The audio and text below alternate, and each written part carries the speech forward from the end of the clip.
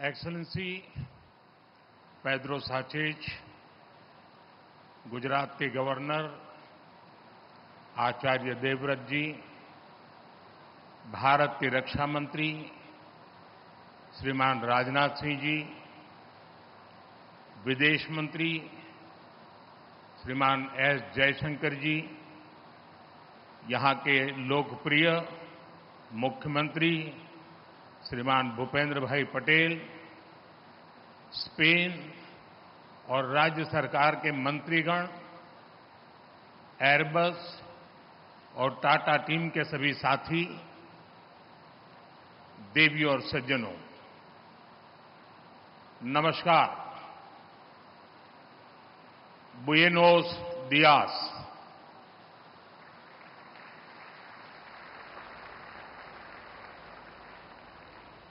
मेरे मित्र पेड्रो साचेज जी के उनकी पहली भारत की यात्रा है। आज से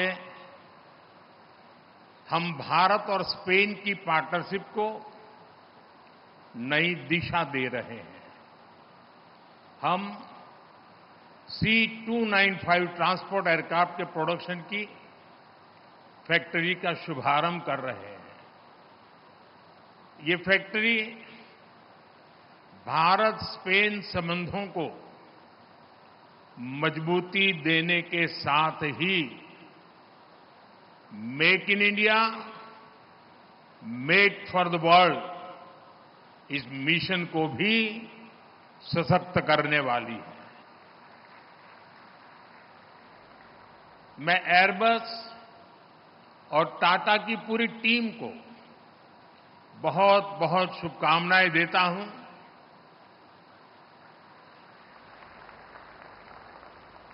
कुछ समय पहले ही हमने देश के महान सपूत रतन टाटा जी को खोया है। रतन टाटा जी आज अगर हमारे बीच होते तो शायद सर्वाधिक खुशी उनको मिलती, लेकिन उनकी आत्मा जहां भी होगी वो आज प्रसन्नता का अनुभव करते होंगे। साथियों, C-295 एयरक्राफ्ट की फैक्ट्री नए भारत के नए वर्क कल्चर की उसको भी रिफ्लेक्ट करती है। आज किसी भी योजना के आइडिया से लेकर एजुकेशन तक भारत किस स्पीड से काम कर रहा है, ये यहां दिखाई देता है। 2 साल पहले अक्टूबर महीने में इस फैक्ट्री का निर्माण शुरू हुआ। आज अक्टूबर महीने में ही ये फैक्ट्री अब एयरक्राफ्ट के प्रोडक्शन के लिए तैयार है। मेरा हमेशा से ये फोकस रहा है कि प्लानिंग और एग्जीक्यूशन में अनावश्यक देरी न हो। जब मैं गुजरात का सीएम था तब यहीं बड़ोदरा में ही बॉम्बार्डियर ट्रेन कोच बनाने के लिए फैक्ट्री लगाने का फैसला हुआ था। इस फैक्ट्री को भी रिकॉर्ड समय के भीतर ही प्रोडक्शन के लिए तैयार किया गया था। आज इस फैक्ट्री में बने मेट्रो कोच हम दूसरे देशों को भी एक्सपोर्ट कर रहे हैं। मुझे पूरा विश्वास है कि भविष्य में इस एयरक्राफ्ट फैक्ट्री में बने विमान दूसरे देशों को भी एक्सपोर्ट किए जाएंगे। फ्रेंड्स, प्रसिद्ध स्पेनिश कवि अंतोनियो मचादो ने लिखा था, traveller there is no path, the path is made by walking. इसका भाव यही है कि लक्ष्य तक पहुंचने के लिए जैसे ही हम पहला कदम उठाते हैं, रास्ते अपने आप बनते चले जाते हैं। आज आप देखिए, भारत में डिफेंस मैन्युफैक्चरिंग इकोसिस्टम नई ऊंचाइयां छू रहा है। 10 साल पहले अगर हमने ठोस कदम नहीं उठाए होते तो आज इस मंजिल पर पहुंचना असंभव ही था। तब तो कोई ये कल्पना भी नहीं कर पाता था कि भारत में इतने बड़े पैमाने पर डिफेंस मैन्युफैक्चरिंग हो सकती है। उस समय की प्रायोरिटी और पहचान दोनों इंपोर्ट की ही थी, लेकिन हमने नए रास्ते पर चलना तय किया, अपने लिए नए लक्ष्य तय किए और आज इसका नतीजा हम सबकी आंखों के सामने है। साथियों, किसी भी पॉसिबिलिटी को प्रॉस्पेरिटी में बदलने के लिए राइट प्लान और राइट पार्टनरशिप जरूरी है। भारत का डिफेंस सेक्टर का कायाकल्प राइट प्लान और राइट पार्टनरशिप का उदाहरण है।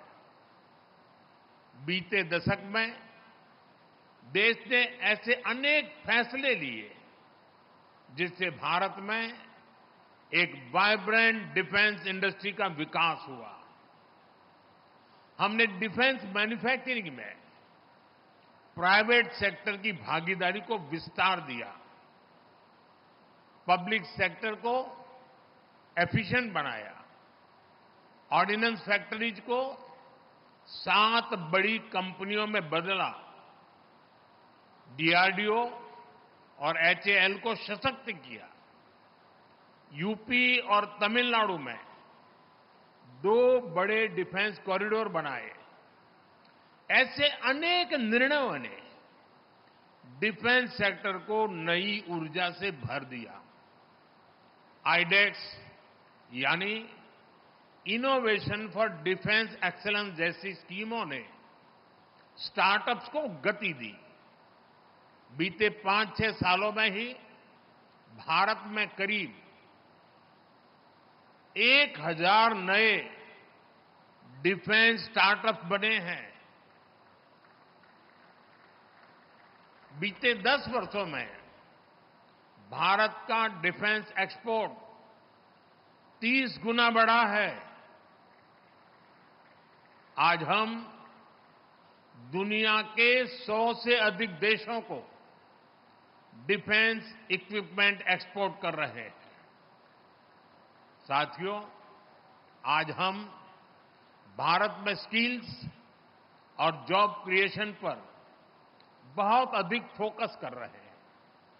एयरबस और टाटा की इस फैक्ट्री से भी भारत में हजारों रोजगार का निर्माण होगा। इस प्रोजेक्ट के कारण एयरक्राफ्ट के 18,000 पार्ट्स की इंडिजीनियस मैन्युफैक्चरिंग होने जा रही है। देश के किसी हिस्से से एक पार्ट मैन्युफैक्चर होगा तो देश के किसी दूसरे हिस्से में दूसरा पार्ट मैन्युफैक्चर होगा। और ये पार्ट बनाएगा कौन? हमारे माइक्रो और स्मॉल इंडस्ट्रीज ये काम करने वाले हैं। हमारे एमएसएमईज इस काम का नेतृत्व करेंगे।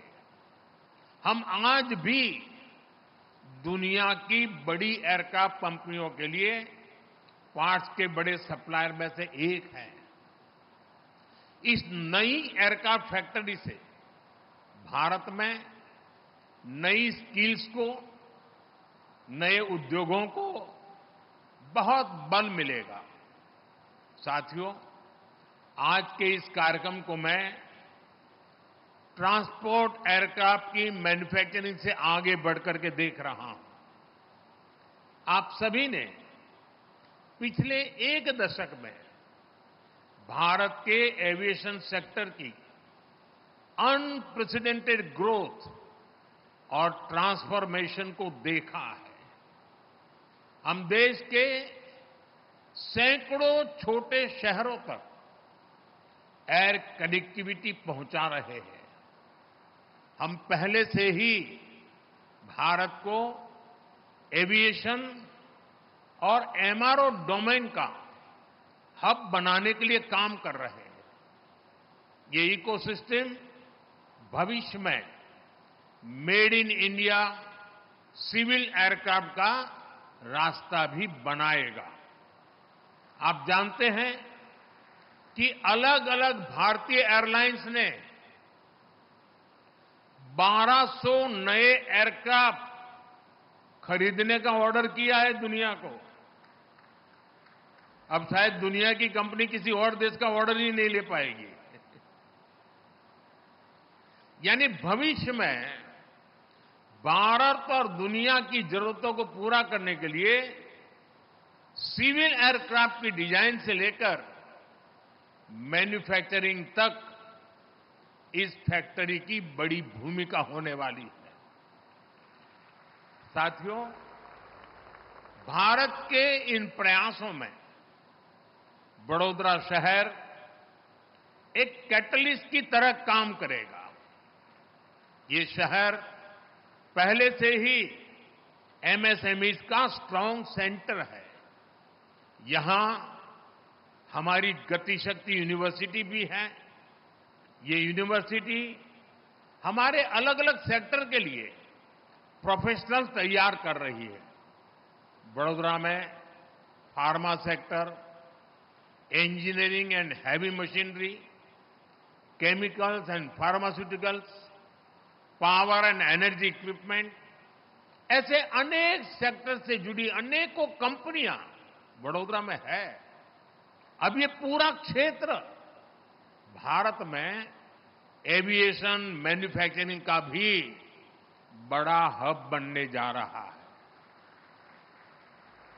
और इसके लिए मैं आज गुजरात सरकार को, यहां के मुख्यमंत्री श्रीमान भूपेंद्र भाई को और उनकी पूरी टीम को उनकी आधुनिक औद्योगिक नीतियों के लिए, निर्णयों के लिए बहुत बहुत बधाई देता हूं, उनकी सराहना करता हूं।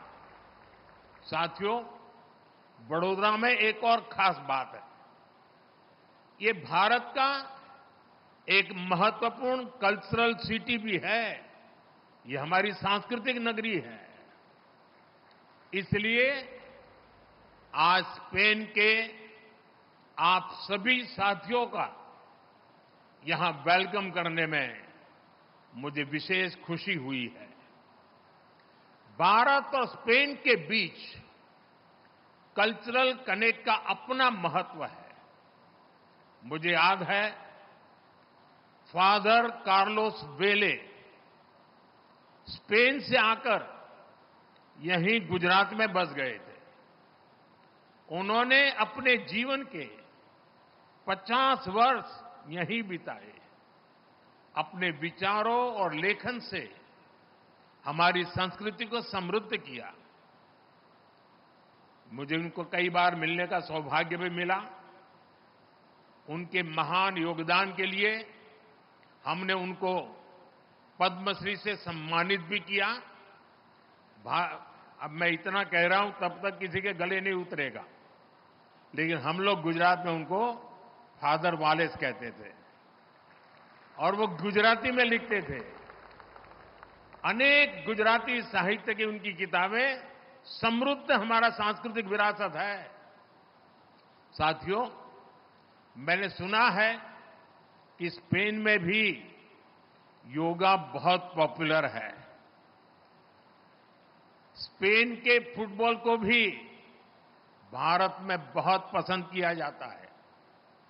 अभी कल जो रियल मैड्रिड और बार्सिलोना के बीच मैच हुआ, उसकी चर्चा भारत में भी हुई। बार्सिलोना की शानदार जीत यहां भी डिस्कशन का विषय रही और मैं आपको गारंटी के साथ कह सकता हूं कि दोनों क्लब्स के फैंस में भारत में उतनी ही नोकझोंक भी हुई जितनी स्पेन में होती है। साथियों, फूड, फिल्म्स और फुटबॉल सभी में हमारे रिश्ते strong people to people connect से जुड़े हैं। मुझे खुशी है कि भारत और स्पेन ने साल 2026 को India Spain year of culture, tourism and AI के रूप में मनाने का निश्चय किया है। साथियों, भारत और स्पेन की पार्टनरशिप एक ऐसे प्रिज्म की तरह है जो बहुआयामी है, वाइब्रेंट है और एवर इवॉल्विंग है।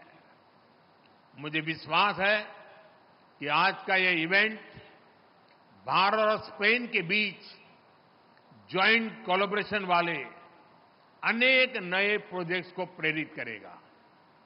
मैं स्पेनिश इंडस्ट्री और इनोवेटर्स को भी आमंत्रित करूंगा कि वो भारत आए और हमारी विकास यात्रा में हमारे साथी बने। एक बार फिर एयरबस और टाटा की टीम को इस प्रोजेक्ट के लिए बहुत बहुत शुभकामनाएं, बहुत बहुत धन्यवाद। Thank you.